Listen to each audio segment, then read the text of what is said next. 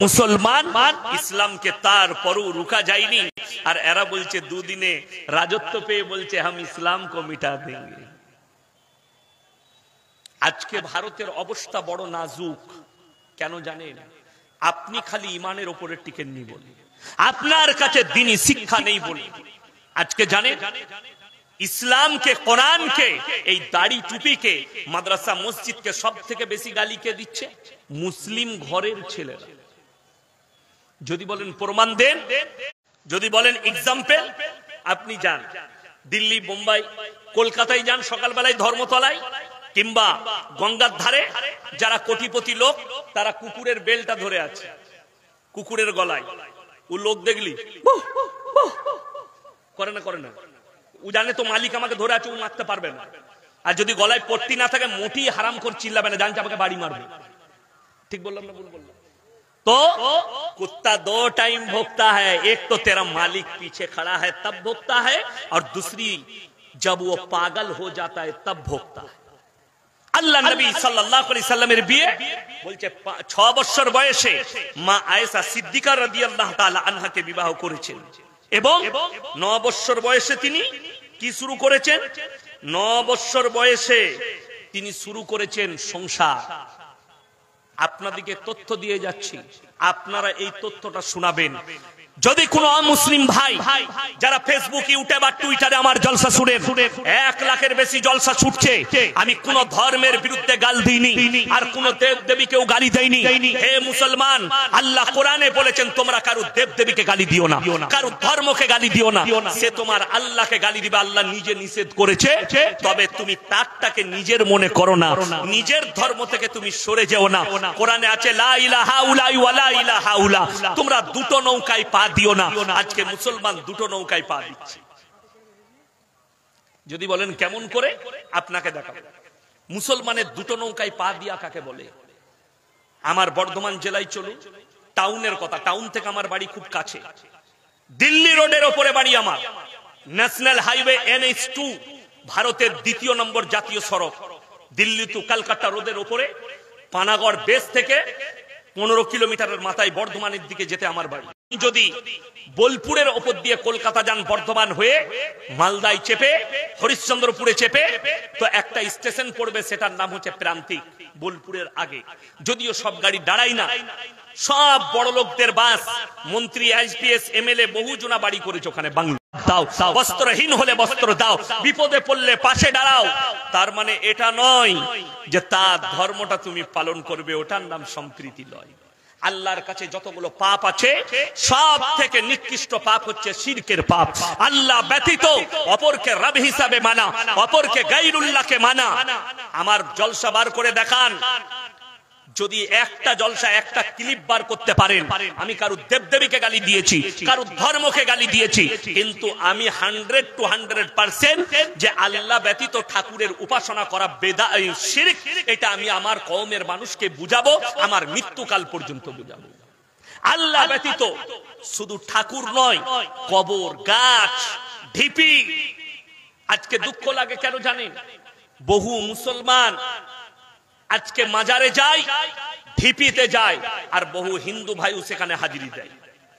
আমি 1 সপ্তাহ আগে কলকাতায় হাওড়া ডিস্ট্রিক্ট বাগনানে বলে এসেছি, এই মুসলমান ভাই অবাক হবেন, তাদেরকে জিজ্ঞেস করলাম যে ভাই ইমানদারির সঙ্গে বলুন তো, কবরস্থান পবিত্র জায়গা না অপবিত্র? বলে হুজুর পবিত্র জায়গা। মাশাআল্লাহ, খুব ভালো বুঝেন। আমি আজমিরে কে শুয়ে আছে? বলে খাজা মঈনুদ্দিন চিশতি রহমতুল্লাহ আলাইহি। আমরা সেই জায়গাটা পবিত্র না অপবিত্র? বলে পবিত্র। আমি বললাম সেখানে অপবিত্র লোক তাহলে ঢুকতে পাবে? বললে হুজুর না। আমি তাইলে অভিষেক বচ্চন আর তার বউ গেল আশীর্বাদ নিয়ে যে খাজা বাবার মাজারে, তাদেরকে জিজ্ঞেস করো তো ফরজ গোসল কটা? কথাটা বুঝতে পারেন? তাদেরকে জিজ্ঞেস করো পবিত্রতা কি, বলতে পারবে না। আমি বোম্বেতে, সুরাট থেকে জলসা করে আমি বোম্বে যাচ্ছি শতাব্দী এক্সপ্রেসে। সকালে চেপেছি, সিটে বসে আছি, আমার সামনের দিকে একজন সিট পেয়েছে, বড় বড় চুল, অমুসলিম ভাই, তিলক লাগানো আছে। আমি বুঝতে পারলাম অমুসলিম। আমাকে সে বলছে, ভাই आप हाजी अली बाबा के मजार पे जा रहे हैं? हम लोग क्यों? बोले भाई मैं भी जा रहा हूं। हम लोग आपका क्या काम है? बोले अरे उधर जाता हूं बाबा के मजार पे तो हमारा दिल में चैन और सुकून आ जाता है। आमी ताके उत्तर दिलाम, जिसका अल्लाह है उसका मजार नहीं और जिसका मजार है उसका अल्लाह नहीं। আমাকে বলছে आप टेढ़ा लाइन का आदमी। मैं टेढ़ा नहीं हूं, तू टेढ़ा है। पहले ये बताओ तुम अपने भगवान पे विश्वास करते हो कि बाबा पे? बोले आपसे हम बात नहीं करेंगे। तुम कर ही नहीं पाओगे तो करोगे कैसे?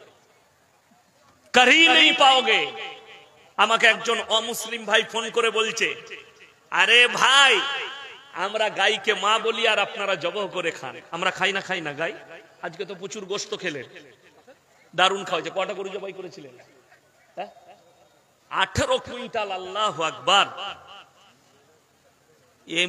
এমনি যোগী বলে হলো গায়ে খানা বন্ধ कर देंगे। হ্যাঁ, বছরে যদি 18টা করে तो আমাকে বলছে हम गाय को माता कहते हैं, आप गाय को क्यों खाते हैं?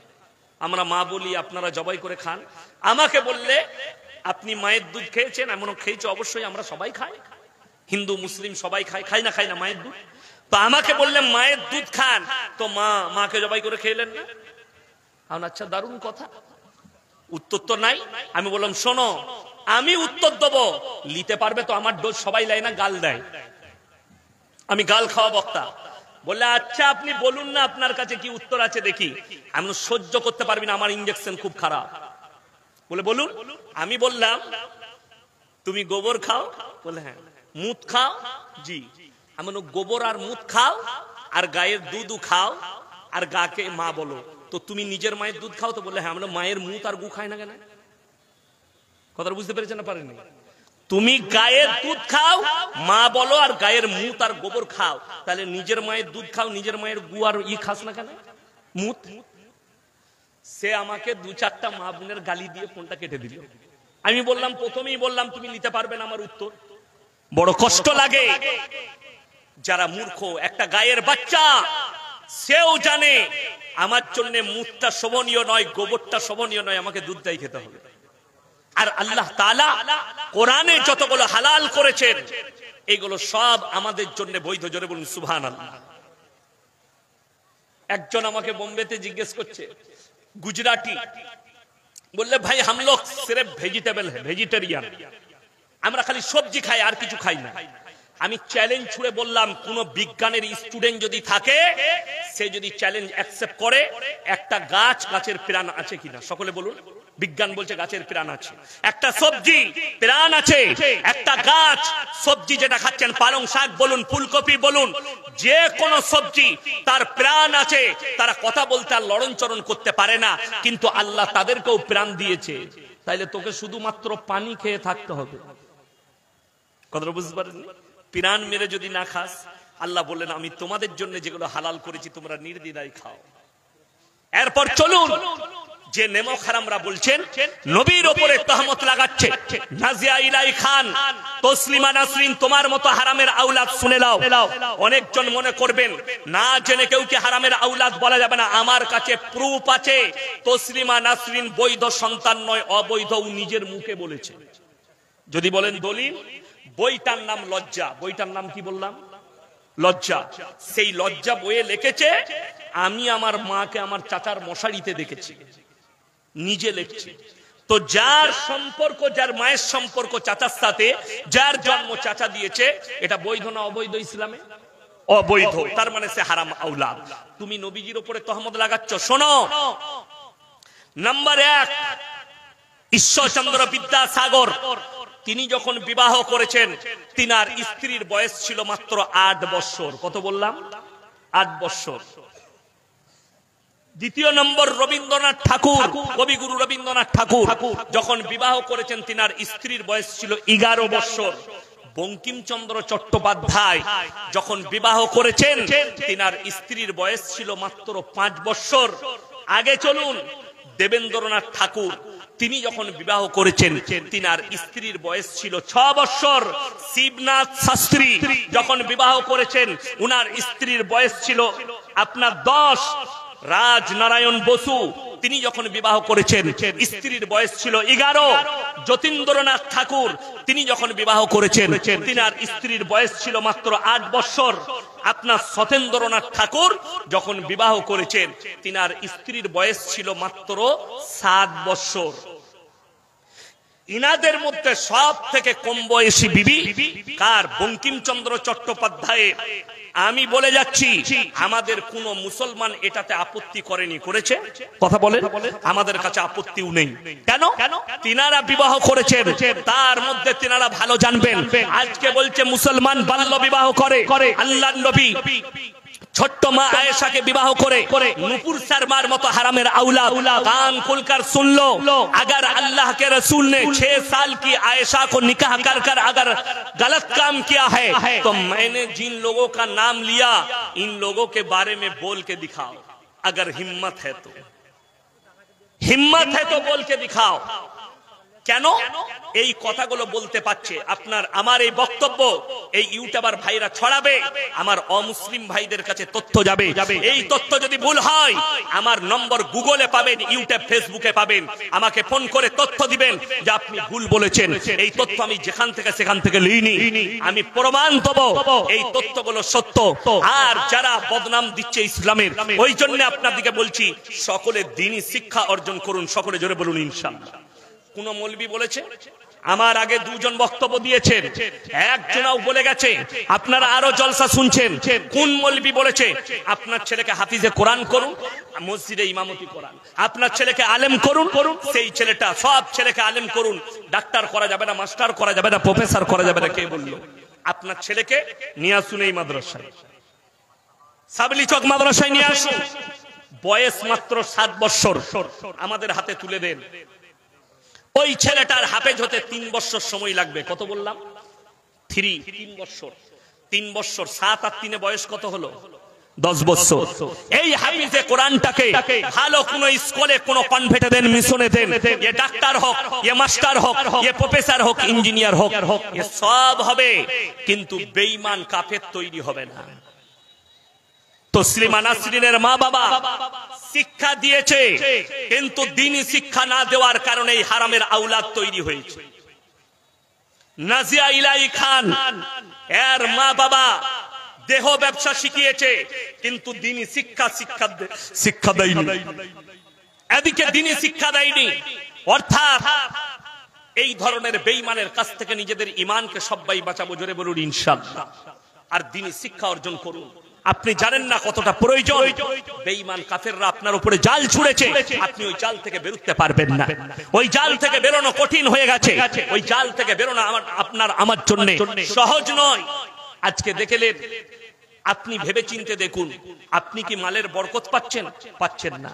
আপনার কামাইয়ের বরকত পাচ্ছেন কেন? একটাই কারণ, যে আপনার কাছে, আপনার বাড়িতে, আপনার ফ্যামিলিতে ইসলাম নেই, ইসলামী কৃষ্টি কালচার নেই, নবীজির আদর্শ নেই, সাহাবীর বিবিদের আদর্শ নেই, নবীর বিবিদের আদর্শ নেই। আপনার কাছে বরকত থাকবে কি করে? আপনি বরকত পাবেন কি করে? বরকত থাকার জন্য যারা মনে করছেন মৌলভী সাহেব দোয়া করি, নামাজও পড়ি, কিন্তু দোয়া কবুল হয় না, তোমার জানা আছে দোয়া কবুলিয়াতের জন্য হালাল খাবার হচ্ছে শর্ত, তবে দোয়া কবুল হবে। এটা আমার আল্লাহ শর্ত রেখেছেন, 1 নম্বর হালাল খাবার। আজকে বেশিরভাগ ফ্যামিলিতে বেঈমান কাফেররা হারাম রুজি রোজগার ঢুকিয়ে দিয়েছে।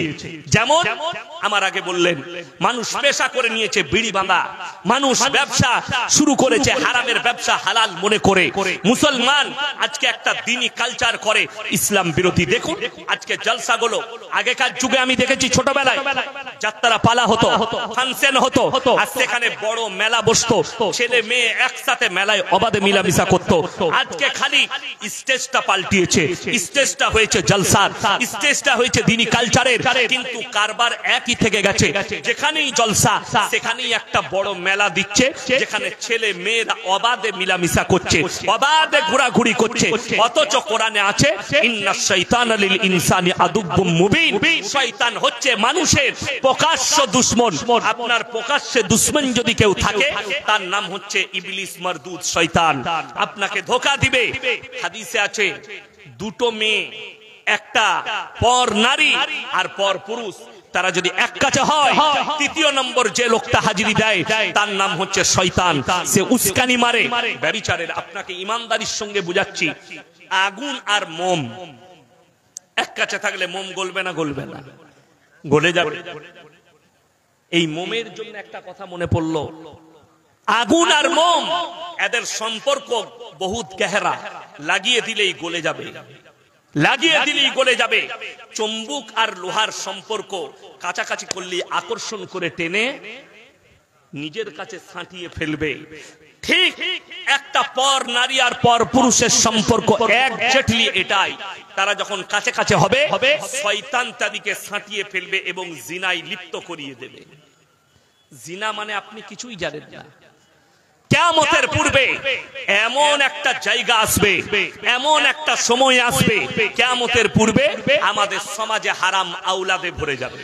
আপনি রুখতে পারবেন? এটা বেঈমানদের মেহনত, ইহুদি নাসারাদের মেহনত, কাফেরের মেহনত, যে এদের মধ্যে হারাম আওলাদ গুলো প্রমোট পাক, এরা দিন থেকে বিচ্ছিন্ন হয়ে যায়।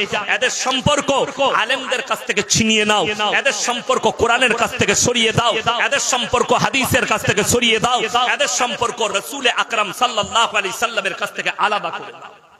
এটা বেঈমান কাফেরদের একটা বড় মেহনত, আর সেই মেহনতে তারা কামিয়াবি লাভ করেছে।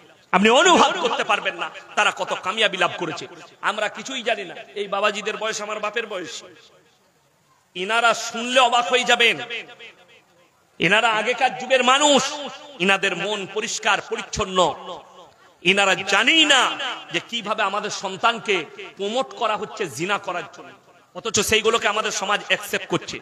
এখানে যদি আমি যুবক দিকে দাঁড় করাই, 100টা মুসলিম যুবকের মধ্যে 70টা যুবক আরবি 12টা মাসের নাম বলতে পারবে।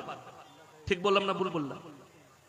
আপনি মাদ্রাসার একটা আউয়াল ক্লাসের ছাত্র নিয়ে আসুন, সে আপনাকে 12টা মাসের নাম শুনিয়ে দেবে। 12টা মাসের নাম। অথচ একটা মুসলমানকে জিজ্ঞেস করুন, ই এখন থেকে প্ল্যান করে রেখেছে 1 জানুয়ারি কি কি অনুষ্ঠান করব। কালিয়াচকে বেশিরভাগ মুসলিম আছে না হিন্দু আছে? মুসলিম। 30 ডিসেম্বর 2023 সাল আমার জলসা ছিল। 30 ডিসেম্বর মালদা গয়েশবাড়ি, সুজাপুর গয়েশবাড়ি। আমি জলসা শেষ করেছি পাক্কা 11টা 45-এ। গাড়ি ছাড়লাম, 13 মিনিটে আমার ড্রাইভার গাড়িটা কালিয়াচক স্ট্যান্ডে লেগেছে। 13 মিনিট লেগেছে গয়েশবাড়ি থেকে, মাত্র 13 মিনিট দাঁড়িয়েছি। জ্যাম। কিসের জ্যাম? আমি ম্যানেজারকে বললাম, দেখো জ্যাম কিসের আছে, বাড়ি যাব। বলছে হুজুর দাঁড়াতে হবে। কি হয়েছে রে? বলছে গোটায় বোম বিছানো আছে, চারিদিকে মুসলিমদের যুবকরা দাঁড়িয়ে আছে, 5 জানুয়ারি পালন করবে, প্রশাসন বাবুরা দাঁড়িয়ে আছে।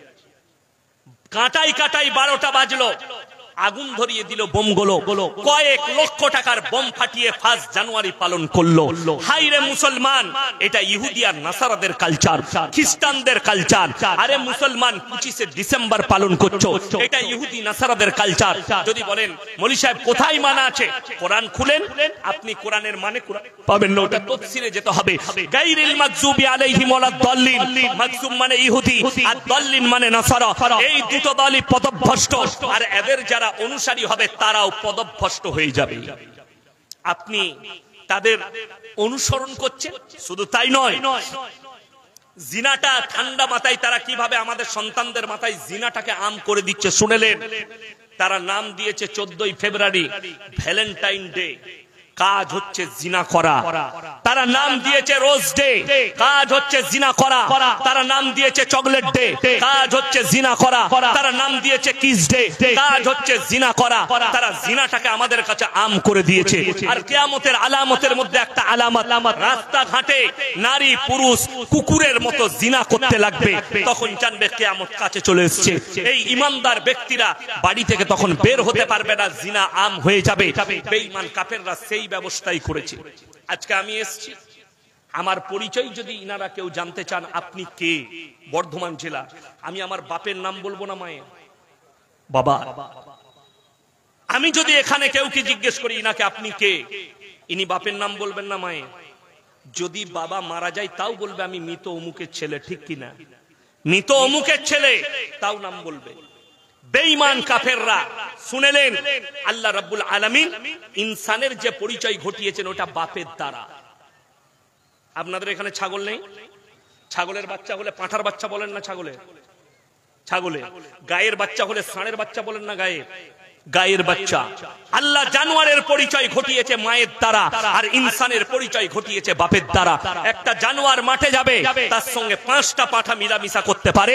কার বীর্য থেকে বাচ্চা হয়েছে এটা আল্লাহ ছাড়া কেউ জানে না। একটা গাই মাঠে যাবে, 5টা ষাঁড় মিলামিশা করবে। কার বীর্য থেকে বাচ্চা হয়েছে এটা আমার আল্লাহ ছাড়া পৃথিবীর কেউ জানে না। আমার মুসলমান ভাই, বেঈমান কাফেররা এমন একটা আদর্শ এনে দিয়েছে, স্কুল কলেজ ইউনিভার্সিটি এই স্টুডেন্টদের কাছে, শিক্ষিতদের কাছে, সেটার নাম দিয়েছে রিলেশনশিপ, প্রেম, রিলেশনে থাকা। এক সপ্তাহ আগেকার খবর, একজন দামি ফুটবলার, যদি আমি তাকে চিনি না, কিন্তু কোন এক দেশের মারাত্মক দামি ফুটবলার, তার গার্লফ্রেন্ড প্রেগনেন্ট আছে। তিনি ফটো ছেড়েছে ফেসবুকে, আমি প্রেগনেন্ট। তার ওই বয়ফ্রেন্ড ফুটবলারটা একটা ছেলের নাম ঠিক করে ফেসবুকে পোস্ট করেছে, আমার সন্তানের এই নাম রাখবে। তার গার্লফ্রেন্ড দ্বিতীয়বার পোস্ট করছে, এই বাচ্চা তোমার নয়, তোমার সঙ্গে ঝগড়া হওয়ার পরে আমি একটা অন্য ছেলের সঙ্গে মিলামিশা করেছি, বাচ্চাটা তার। জোরে বলুন নাউজুবিল্লাহ। এই আখলাকটাই বিনা বাপে জন্ম নিবে ওই ছেলেটা, তার পরিচয় হবে মায়ের দ্বারা।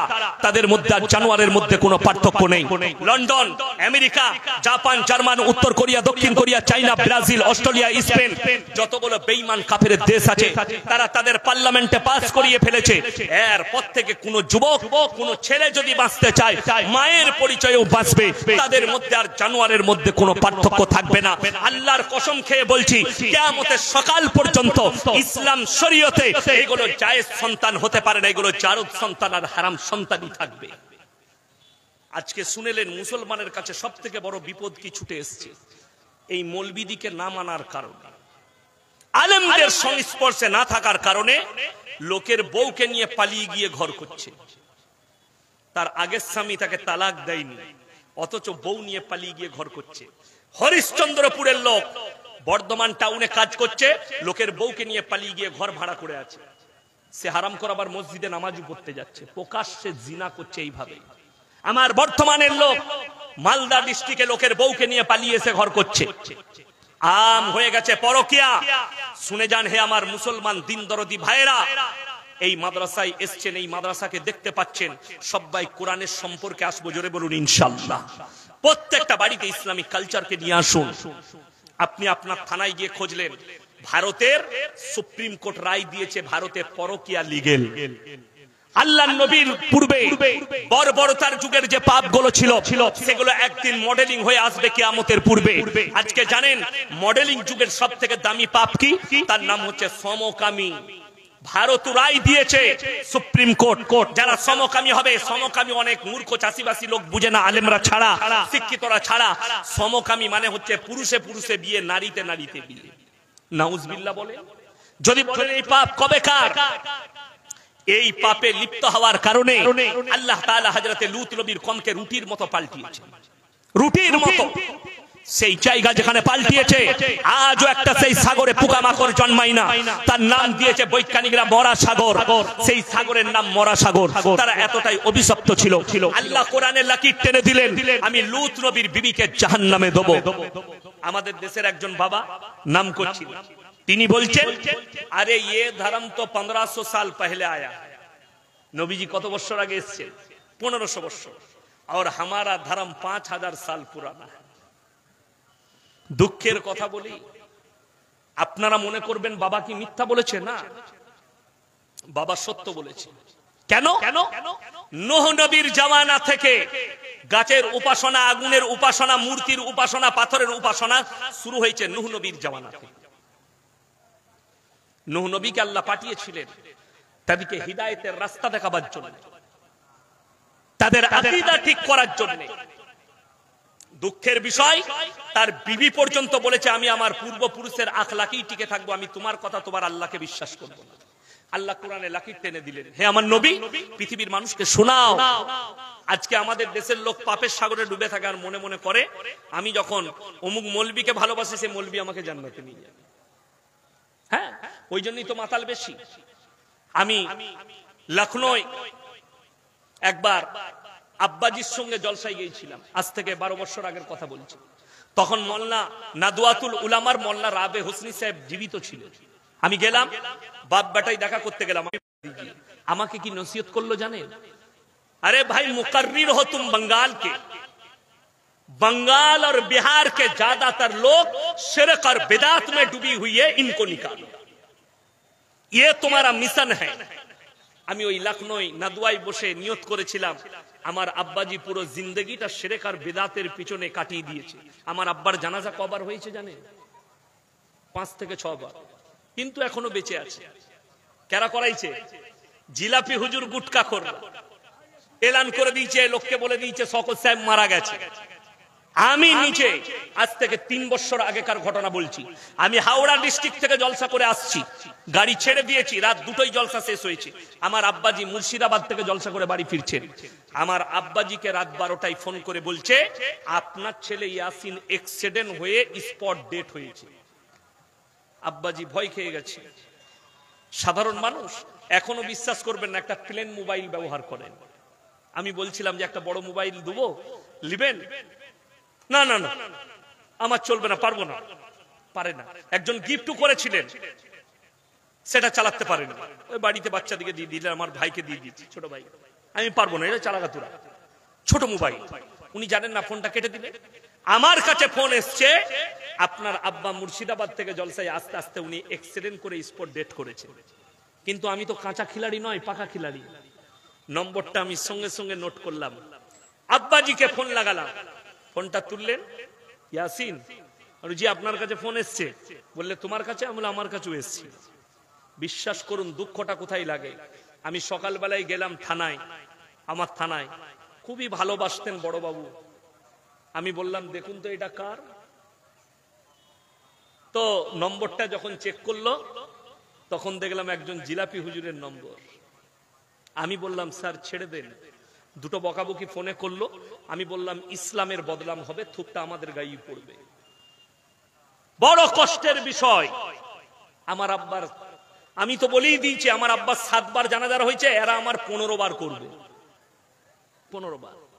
আমি দেখলাম আজকেই আমাকে একজন ভিডিও পাঠিয়েছে কালিয়া চকে, কোন 3 জন গুটকাখোর মৌলবি, জানি না কি হয়েছে কার সাথে, বলছে যে এই 3 জনকে, ইয়াসিনকে, মুমতাজুল আর একজন কার নাম করলো, এদের 3 জনকে ওপেন চ্যালেঞ্জ দিচ্ছি, যেখানে বসবে এর বাড়িতে গেলেও আমরা যাব। তো আলহামদুলিল্লাহ, আমি ওদের খবর জানি না, যদি তোমাদের হিম্মত থাকে আমার মাদ্রাসায় তোমাদেরকে দাওয়াত দিলাম, যটা গুটকাখোর আছো তোমরা যদি না পারো, তোমাদের কবরে যে পীরগুলো শুয়ে আছে তাদেরকে তুলে নিয়ে এসো। আমার বাড়িতে দেশি মুরগি আছে, পুকুরে দেশি মাছ আছে, ন্যাচারাল খাবার দিয়ে মাছ তৈরি করেছি আমার পুকুরে। 50 কেজি মাছ ছাড়া আছে, রুই আছে, কাতলা আছে, নিরিক আছে। তোমাদেরকে দেশি মাছ দিয়ে ভাত খাওয়াবো। আর তোমাদেরকে যদি হাদিস দিয়ে না ঢাকতে পারি, আমি ইনশাআল্লাহ সমাজের বুকে আর বক্তব্য দেব না। কি চ্যালেঞ্জ দিচ্ছ? শিরক আর বিদআত থেকে মানুষকে তুলো। আজকে আপনাদেরকে অনুরোধ করে যাচ্ছি, আপনি কোন ইসলামিক কাজ করলে, অনুষ্ঠান করলে, আগে মৌলবীদের সঙ্গে যোগাযোগ করুন। আমি যেটা করছি এটা শরীয়ত সম্মত কিনা, এটা ইসলাম সম্মত কিনা, এটা ইসলামের গণ্ডির ভেতরে আছে কিনা, না তার বাইরে। আমি করছি লোকের কাছ থেকে শুনে, ওইটাই তো। আমাকে একজন ফোন করে বলছে, হুজুর মুসলমানের খানা করা যাবে? আমরা বাজনা বাজিয়ে কর, আর ওইটা চামড়াটাও খানাতে ফেলে দিবি, আরো মজা লাগবে। ওই জন্য আপনাদের ঝাড়খণ্ডের একটা আছে, প্রতিনিয়ত আমাকে গাল দিচ্ছে। আমি তাকে বলবো, ভাই মুখের ভাষাটা ঠিক করো।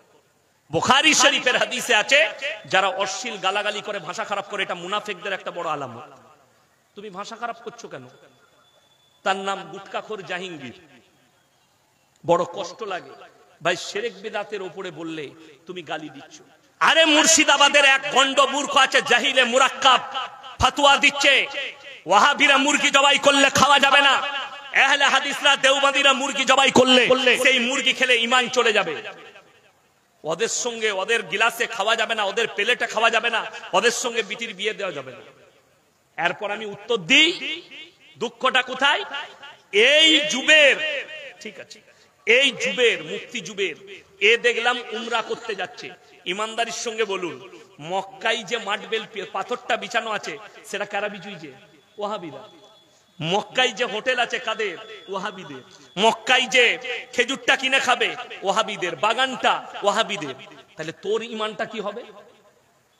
গত বছরে আমার ড্রাইভারকে জিজ্ঞেস করে আসুন, মেদিনীপুরে জলসা, আমি দাওয়াত লুবো না, আমাকে ছাড়বে না।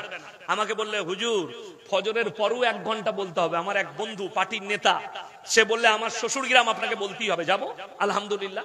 বললে আপনি এসে ঘুমাবেন, ফজরের নামাজের পরে আপনি 1 ঘন্টা বলে দিবেন। আমরা হবে। একটা মেদিনীপুরের হুজুর আছে, সে ফতোয়া দিয়েছে এদের পেছনে নামাজ পড়লে ঈমান চলে যাবে। বাবাজিরা তোমরা নামাজ পড়ো না। আলহামদুলিল্লাহ, দারুণ ফতোয়া। সেই মসজিদে ফজরের নামাজের ইমামতি করলাম আমি, মেদিনীপুরে কোলাঘাটে আমি ইমামতি করলাম। আমার পেছনে ওই হুজুর নামাজ পড়লো। আমি স্টেজে চেপে বললাম, এই হুজুর ফতোয়া দিয়েছিল যে এদের পেছনে নামাজ পড়ো না, অথচ আজকে তিনি আমার পেছনে নামাজ পড়ে গেলেন। এদের ফতোয়া আলাদা, আমল আলাদা। এদের সঙ্গে মোলাকাত করলে বিবির তালাক হয়ে যাবে। আমি আপনাকে প্রমাণ দিচ্ছি। সেই বক্তা যদি আমার বক্তব্য শুনেন, তাকে অনুরোধ করবো আপনি জিজ্ঞেস করুন। আমি কালিয়াচকে রাত 2টোয় দাঁড়িয়েছি, বাড়ির জন্য ফল কিনছি। আপনাদের এই মানিকচক এলাকা থেকে জলসা করে সেই হুজুর গেলেন, বেরেলভি ভাইদের হুজুর, 3 তালা টুপি আছে, বাইক নিয়ে দাঁড়ালেন, আমাকে মুলাকাত করলেন। হুজুর সালাম আলাইকুম, আমি কি আপনার সাথে একটা ফটো নিতে পারি? লাও, সবাই নিচ্ছে, তুমি কেন বাদ যাবে? সে আমার সঙ্গে একটা সেলফি নিল। আমি তাকে বললাম, ভাই খালি একটা কথা বলবো, রাগ করেন না। কি? আমরা তোমাদের মৌলবীরা ফতোয়া দিচ্ছে স্টেজে যে এদের মৌলবীদের সঙ্গে মুলাকাত করলে বিবির তালাক হয়ে যাবে। কে বলেছে? জুবের বলেছে। সে বলছে ও হারামখোর। এই মৌলবী তখন বলছে ও হারামখোর।